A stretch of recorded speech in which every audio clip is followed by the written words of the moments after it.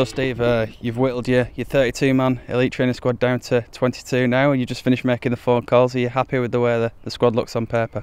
Yeah, very happy. I think it's a very strong squad.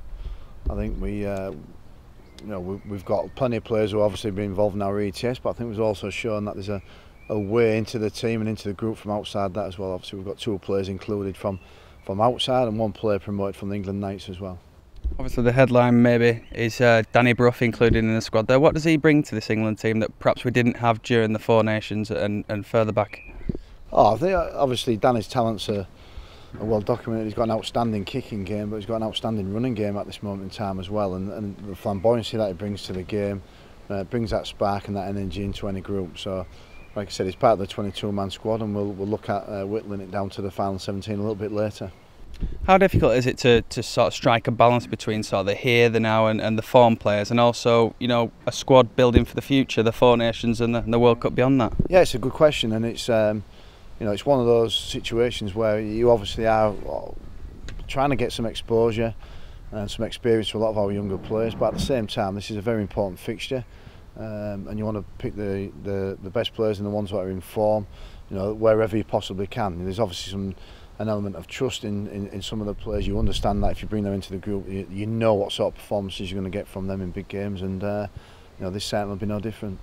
Kirk Yeaman, he was a player much fancied to make this England squad. Did he come close in the end? There was quite a number of players who came close, and Kirk included in that. And his form's been good, very good.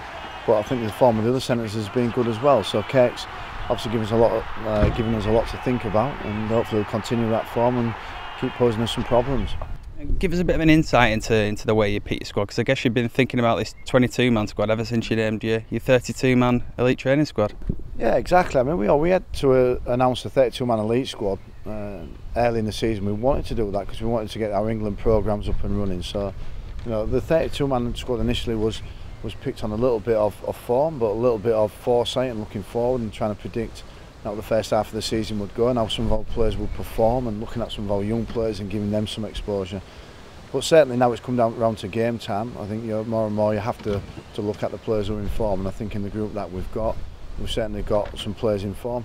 Look, there's more than 22 players in form in the whole competition, so you can't pick everybody within the group, but certainly with the squad that we've got, we're happy with the balance. A tough test is what you asked for, and a tough test, I guess, is what you'll get from the Exiles. They look incredibly strong themselves, don't they, as a squad? They are a strong squad, and I think we're a very strong squad, and so are they. And it's important that we've got a very competitive fixture for this time of the year. We've certainly got that. A lot of people talking about it being preparation for the Four Nations. Well, it is a little bit of that, but in reality it's a standalone fixture in its own right, and one game that I know both teams are intent on winning.